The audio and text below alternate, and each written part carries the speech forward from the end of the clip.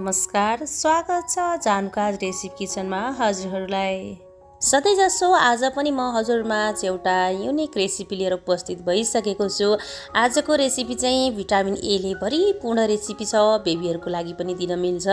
अनि यसमा vitamin C, vitamin के पनि पाइन्छ र साथसाथै भिटामिन यसमा चाहिँ एकदमै धेरै पाइन्छ भने potassium, calcium, iron, zinc, copper, यसमा फाइबर यति धेरै मात्रामा हुन्छ नि, जसले गर्दा यो एकदमै हेल्दी हुन्छ।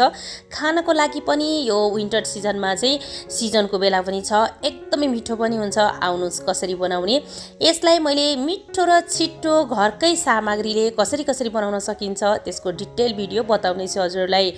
सबैभन्दा पहिला मेरो च्यानललाई सब्स्क्राइब गर्नुभएको छैन भने सब्स्क्राइब गर्नु होला। अनि आउनुस् भिडियोतर्फ लागौँ।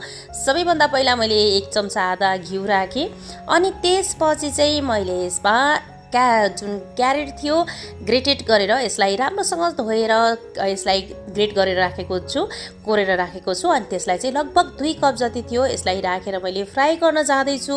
लगभग 2 कप जति छ है। यसमा चाहिँ मैले जुन गाजर थियो त्यो गाजरलाई चाहिँ मैले यसरी ग्रेटेड गरेर राखेँ। सबैभन्दा पहिला हजुरहरूले गाजरको हलुवा बनाउँदाखेरि चाहिँ विशेष गरिकन गाजर लामो राम्रोवाला सलक्क परेको गाजर लिएर आउनु होला बजारबाट, अथवा घरमै छ भने। अनि यसरी मैले बीचमा फेरि मैले भन्दैछु थोरै यसमा चाहिँ डर छ भनेर मैले 2 देखि 3 चम्चा जति पानी एड गरेको छु। यो गर्नाले हामीहरूको गाजर छिट्टो एकदम सफ्ट हुन्छ अनि यसलाई ढक्क लगाएर पकाउन पनि सजिलो हुन्छ। अनि अर्को कुरा, हजुरहरूले गाजर सिलेक्ट गर्दाखेरि चाहिँ मैले चाहिँ मसँग यो वाला गाजर थियो हैन, त्यसकारणले यो वाला गाजर युज गरेँ। हजुरसँग यदि लामो टाइपको माथि देखाएको जस्तै गाजर छ भने चाहिँ हजुरहरूले चाहिँ त्यो वाला गाजरबाट बनाउनु होला। एकदमै यो गाजरको तुलनामा त्यो गाजर चाहिँ एकदमै मिठो हुन्छ हलुवाको लागि।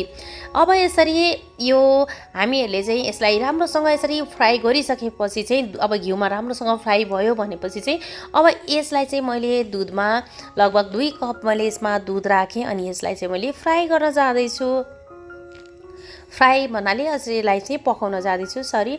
अब यसलाई मैले दुधमा राखेर यसलाई पकाउन जाँदैछु। यसलाई राम्रोसँग हामीहरूको दुध छ नि, दुधमा चाहिँ यसलाई पकाउनु पर्ने हुन्छ। लगभग मैले 4-5 मिनट जति यसलाई घिउमा फ्राई गरेँ अनि त्यसपछि दुध राखेँ। यसो गर्नाले हामीहरूको जुन क्यारेट छ नि त्यसमा चाहिँ घिउको फ्लेभर एकदमै राम्रोसँग आउँछ।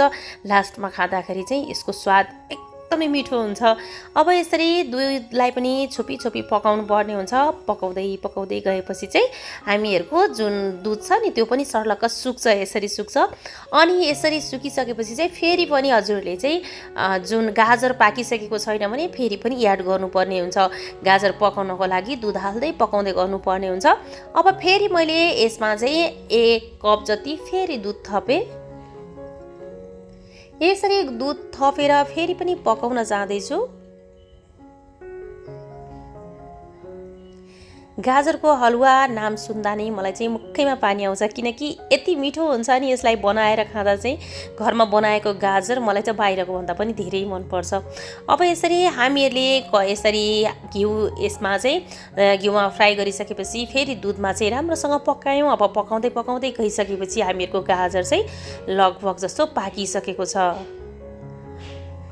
हजुरहरूलाई यो गाजर पाकेको बेलामा चाहिँ थाहा हुन्छ आफैलाई यसरी कसरी पाक्यो भनेर थाहा पाउनको लागि हजुरलाई मैले एउटा ट्रिक बताउँदैछु, ध्यान दिएर हेर्नु होला। अब हेर्नुहोस् त तल हल्का घिउ छोडिएको छ, देख्नुभयो तल पिठमा चाहिँ हजुर यो जुन गाजर छ नि गाजरले घिउ छोड्न थालेको छ। अब चाहिँ हामीहरूको गाजर पाकिसकेको छ भने थाहा हुन्छ, यसरी घिउ छोडेको छ भने साइडबाट। अब त्यसपछि लास्ट स्टेजमा मैले यहाँ राख्दैछु लगभग 2 चम्चा जति चाहिँ वाटरमेलन सिड। यदि हजुरसँग वाटरमेलन सिड छैन भने चाहिँ ड्राई फ्रुट्स पनि राख्न सक्नुहुनेछ।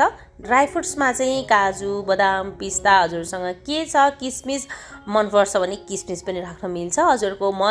हजुरलाई कसरी अब कुन चाहिँ ड्राई फ्रुट्स राख्दा मिठो हुन्छ त्यसरी राख्न सक्नुहुनेछ। मलाई चाहिँ वाटरमेलन मनपर्छ त्यसकारणले वाटरमेलन सिड राखेँ।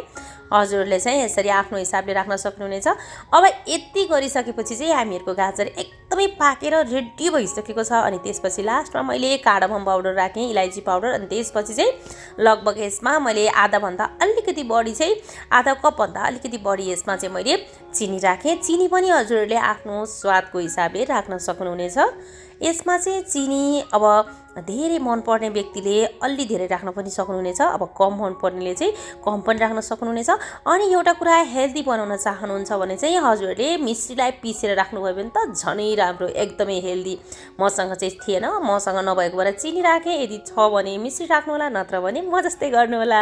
हजुरहरूले पनि चिनी राखेर बनाउनु होला। यसरी बनाइसकेपछि अब चाहिँ हेर्नुहोस् मजाले घिउले पनि छोडेको छ, जुन गाजरले लिएको घिउ थियो नि सर्लक्कै घिउ छोडेको छ, हेर्नुहोस् त कति राम्रोसँग।